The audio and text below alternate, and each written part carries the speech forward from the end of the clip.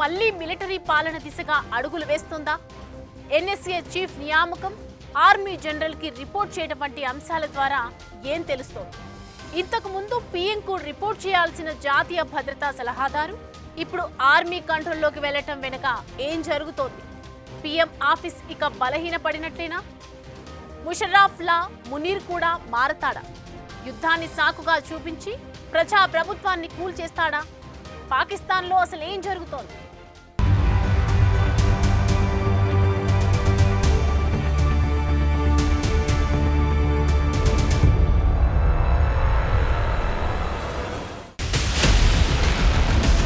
పాక్లో సైనిక తిరుగుబాటు,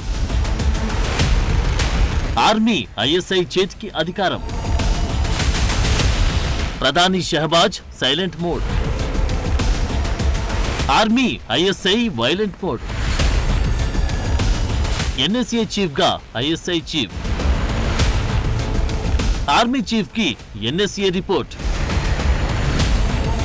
పాకిస్తాన్లో సైనిక తిరుగుబాటు జరుగుతుందా అంటే అవునని తెలుస్తుంది. ప్రధాని షెహబాజ్ షరీఫ్ నాయకత్వంలోని ప్రజాస్వామ్య ప్రభుత్వాన్ని పక్కకు నెట్టేశారా అంటే అదే నిజమనిపిస్తోంది. పహల్గామ్ దాడి తర్వాత భారత్ పాక్ మధ్య తీవ్ర ఉద్రిక్త పరిస్థితులు తలెత్తాయి. దీంతో పాకిస్తాన్ ప్రజాస్వామిక ప్రభుత్వం సైలెంట్ మోడ్ లోకి వెళ్లి పాక్ సైన్యం, ఇంటెలిజెన్స్ వర్గాలు వైలెంట్ మోడ్ లోకి వచ్చేశాయంటే అదే జరుగుతున్నట్టు తెలుస్తోంది.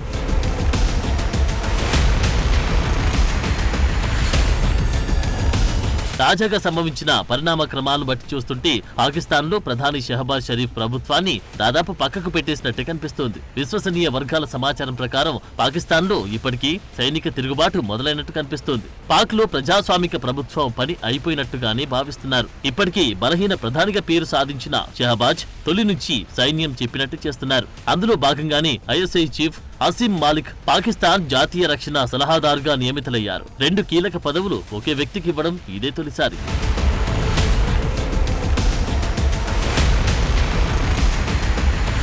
మాలిక్ ఐఎస్ఐ డీజీగా 2024 అక్టోబర్లో నియమితులయ్యారు. 2024లో ఇమ్రాన్ ప్రభుత్వం దిగిపోయినప్పటి నుంచి ఎన్ఎస్ఏ పదవి ఖాళీగా ఉంది. తాజా నియామకంతో ఆర్మీ ఐఎస్ఐ సంయుక్తంగా దేశ పాలనలో పట్టు సాధించే దిశగా అడుగులు వేసేలా కనిపిస్తోంది. ప్రస్తుతం పాకిస్తాన్లో పైకి మాత్రమే ప్రజాస్వామ్య ప్రభుత్వం, అధికారమంతా సైన్యం గుప్పెట్లో ఉన్నట్లు చెబుతున్నారు పాక్ వ్యవహారాల నిపుణులు. ఇది ఇలా ఉంటే గత కొన్నాళ్లుగా ప్రధాని షెహబాజ్ షరీఫ్ బయట ఎలాంటి కార్యక్రమాలు కనిపించడం లేదు. యుద్ధానికి సంబంధించి కీలక ప్రకటనలు సైతం పాక్ పీఎం నుంచి వెలువడకపోవడం చూస్తుంటే ఇప్పటికే ఆయన పాత్ర కనుమరుగైనట్టు తెలుస్తోంది. ఇక వివక్ష నేత సైతం జైల్లో ఉండడంతో పాకిస్తాన్ ఆర్మీ చీఫ్ ఆడింది ఆట పాడింది పాటగా తెలుస్తోంది. దీన్ని బట్టి చూస్తే జాతీయ భద్రత, భారత్పై ప్రతిచర్యల వంటి అంశాలు జనరల్ ఆసిఫ్ మునీర్, ఆసిమ్ మాలిక్ చేతుల్లోకి వెళ్ళినట్టు తెలుస్తోంది.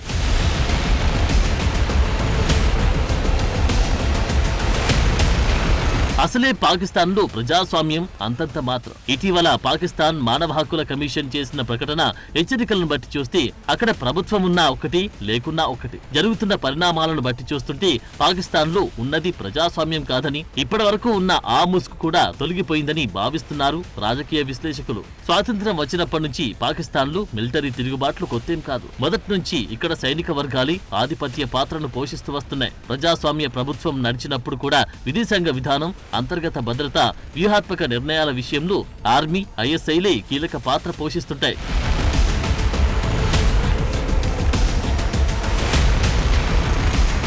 భారత్ తమ మీద దాడులు చేయవచ్చన్న భయంతో సరిహద్దుల వద్ద తన బలగాలను మోహరించింది పాక్ ఆర్మీ. మరోవైపు తన ప్రధాన యుద్ధ విమానాలతో సాధన సైతం మొదలుపెట్టింది. సైనిక శిక్షణ కూడా ప్రారంభించింది. విమానాశ్రయాల దగ్గర భారీ స్థాయిలో భద్రతా సిబ్బందిని నియమించింది. రాజస్థాన్లోని లాంఘేవాలా సెక్టార్ దగ్గర పాక్ రాడార్ వ్యవస్థను, సైనిక వైమానిక బలగాలను మోహరించినట్టు చెబుతున్నాయి ఇంటెలిజెన్స్ రిపోర్టులు. ఉద్రిక్త పరిస్థితుల నడుమ తన సైనిక దళాలను, నౌకా దళాలను సరిహద్దులకు తరలిస్తోంది పాకిస్తాన్. మొత్తం వ్యవహారాన్ని తన కంట్రోల్లోకి తీసుకుని ఇటు పాలన, అటు సైనిక నిర్ణయాలను పర్యవేక్షిస్తుంది.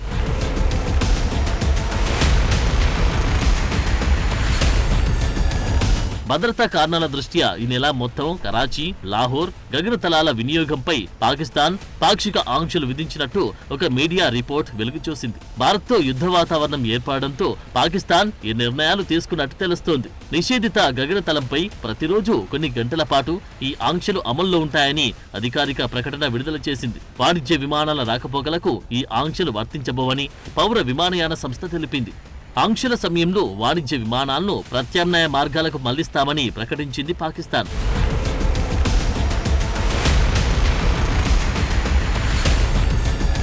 ఇలా ఎటు నుంచి ఎటు చేసినా పాకిస్తాన్ వ్యాప్తంగా ప్రజాస్వామ్య పాలన పోయి సైనిక పాలన వచ్చినట్టే తెలుస్తోంది. అన్ని అధికారాలు ఆర్మీ కనుసన్నల్లోకి వెళ్లినట్టు కనిపిస్తోంది. ఇన్నాళ్ల పాటు లేని జాతీయ భద్రతా సలహాదారు నియామకం, దాని రిపోర్టింగ్ మొత్తం ప్రధానికి కాక ఆర్మీ చీఫ్ కు చేసేలా జరగడం చూస్తుంటే పాకిస్తాన్ లో సైనిక పదగట్టనలు కంగుమంటున్నాయి. మునీర్ మరో ముషర్రఫ్ అయ్యే అవకాశాలు కనిపిస్తున్నాయని అంటున్నారు విదేశాంగ నిపుణులు.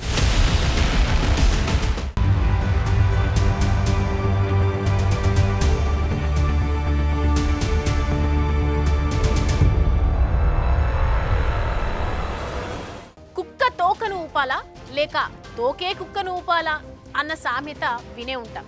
అలా ప్రభుత్వం సైన్యాన్ని నడపాలా లేక సైన్యమే ప్రభుత్వాన్ని నడపాలా అన్నది పాకిస్తాన్లో చిరకాలంగా వినిపించే మాట. కారణం, ఇక్కడ పదే పదే సైనిక తిరుగుబాట్లు జరుగుతూ ఉంటాయి. ఇందుకు కారణమేంటి? పాకిస్తాన్లో ఇప్పటి వరకు ఎన్నేసి సైనిక ప్రభుత్వాలు ఏర్పడ్డాయి. పాకిస్తాన్ ప్రధాని కన్నా ఆర్మీ చీఫ్ పేరు ఎందుకంత ప్రముఖంగా వినిపిస్తోంది?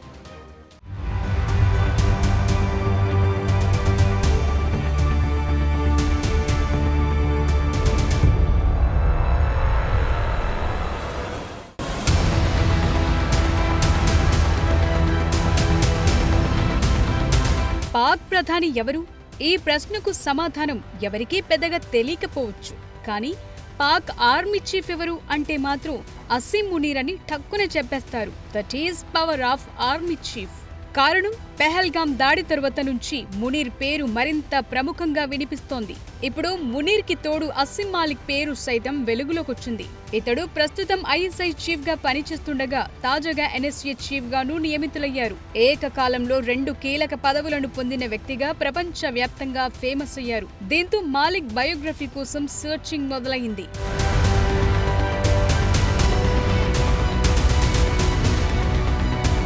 అసిమ్ మాలిక్ ఒక 3 star general. ISI director general గా నియమితులైన తొలి పిహెచ్డి హోల్డర్. ఈయన తండ్రి గులాం మాలిక్ సైతం సైన్యంలో పనిచేసిన వారి. అసిమ్ మాలిక్ పాకిస్తాన్ మిలిటరీ అకాడమీ 80వ లాంగ్ కోర్స్ లో డిగ్రీ తీసుకున్నారు. స్వోర్డ్ ఆఫ్ ఆనర్ అవార్డు కూడా అందుకున్నారు. 1989లో 12వ బలూచ్ రెజిమెంట్ కి నియమితులయ్యారు. Islamabad national defence varsity chief instructor గాను పనిచేశారు. క్వెటాలోని పాకిస్తాన్ కమాండ్ స్టాఫ్ కాలేజ్ లో ఇన్స్ట్రక్టర్ గాను నియమితులయ్యారు. 2021 అక్టోబర్లో మేజర్ జనరల్ నుంచి లెఫ్టినెంట్ జనరల్ హోదా పొందారు.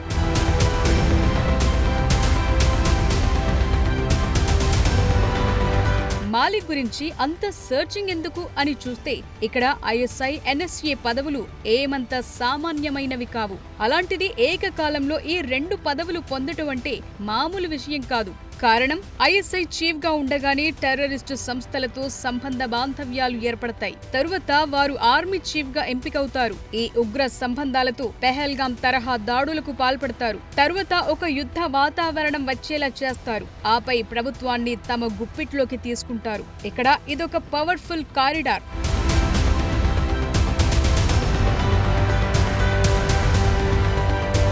పాక్ ఆర్మీ చీఫ్ గా చేసిన ముషర్రఫ్ అధ్యక్షుడయ్యింది కూడా సరిగ్గా ఇలాగే ఉంటుంది. ముషర్రఫ్ మొదట ఆర్టిలరీ, పదాతి దళం, కమాండో యూనిట్లలో అనేక పదవులు నిర్వహించారు. Quetta staff college, national defence college war wing లో బోధనలు సైతం చేశారు. 1965-71లో జరిగిన భారత్ పాక్ యుద్ధాల్లోనూ పాల్గొన్నారు. 1998 అక్టోబర్లో ఆయన్ను సాయుధ దళాల అధిపతిగా నియమించారు నాటి ప్రధాని నవాజ్ షరీఫ్. ముషర్రఫ్ ఆధ్వర్యంలోని పాక్ దళాలు వివాదాస్పద కాశ్మీర్లో ప్రవేశించాయి. ఆ తర్వాత కార్గిల్ యుద్ధం మొదలైంది. ఈ యుద్ధంలో ముషర్రఫ్ కీలక పాత్ర పోషించారు. అంతర్జాతీయ ఒత్తిళ్ల కారణంగా భారత్తో పోరాడుతోన్న పాక్ సైనికులను వెనక్కు పిలిపించారు షరీఫ్. దీంతో సైన్యం ఆగ్రహానికి గురయ్యింది. ఆ వెంటనే పరిణామ క్రమాలు తీవ్రతరమయ్యాయి. ముషర్రఫ్ ను పదవి నుంచి తొలగించారు షరీఫ్. ఈ సమయంలో విదేశాల్లో ఉన్న ముషర్రఫ్ ను కరాచీ ఎయిర్పోర్ట్ లో దిగకుండా ఆదేశాలు జారీ చేశారు షరీఫ్. కానీ సాయుధ దళాలు, విమానాశ్రయం, ఇతర ప్రభుత్వ సంస్థలను తమ ఆధీనంలోకి తీసుకున్నాయి. ఏకంగా షరీఫ్ నే పదవి నుంచి తొలగించాయి. దీంతో ముషర్రఫ్ సైనిక ప్రభుత్వానికి అధిపతయ్యారు.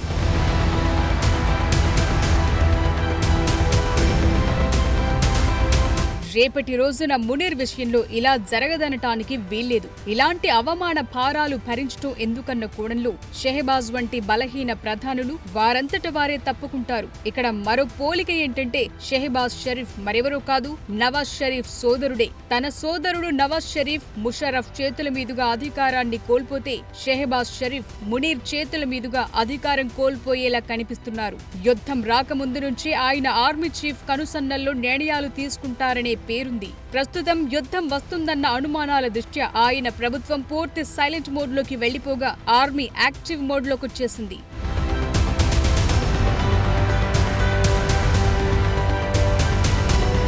ఒక్కో దేశంలో ఒక్కో పదవి అత్యంత క్రియాశీలకంగా ఉంటుంది. అమెరికాలో అధ్యక్షుడు క్రియాశీలక పాత్ర పోషిస్తారు. అదే భారత్లో ప్రధానిది ప్రధాన పాత్రగా ఉంటుంది. పాక్లో ప్రధాని పాత్ర ఉంటుంది, కానీ అది నామమాత్రంగా ఉంటుంది. ఆర్మీ చీఫ్ అత్యంత పవర్ఫుల్ గా ఉంటారు. పైకి ప్రజాస్వామిక ప్రభుత్వం నడుస్తున్నట్టు కనిపించినా లోలోన సైనికాధిపతులే అత్యంత కీలకమైన నిర్ణయాలు తీసుకుంటూ ఉంటారు. అందుకే ఇక్కడ ప్రజాస్వామిక విలువలు అంత గొప్పగా ఉండవని చెప్తుంటాయి మానవ హక్కుల గణాంకాలు. అయితే మత ప్రభుత్వం లేదంటే సైనిక ప్రభుత్వాలు ఇక్కడ అత్యంత దారుణంగా ప్రజాస్వామ్య విలువలను పతనం దిశగా తీసుకెళ్తుంటాయని చెప్తుంటారు. పాకిస్తాన్లో మామూలుగానే సైన్యం పవర్ఫుల్. ఇక యుద్ధ వాతావరణం వస్తే రేషన్ సరుకులతో సహా పాలనాధికారాలన్నీ సైనికుల గుప్పిట్లోకి వెళ్లిపోతాయి. పాకిస్తాన్లో సైనిక కుట్రలకు సుమారు 7 దశాబ్దాల చరిత్ర ఉంది. 50ల కాలం నుంచి ఇక్కడ సైనిక తిరుగుబాట్లు జరుగుతూనే ఉన్నాయి. భారత్ పాక్ పాలనాపరమైన వ్యవహారాలు, రాజ్యాంగ విధానాల్లోని స్థితిగతులే ఇందుకు కారణం.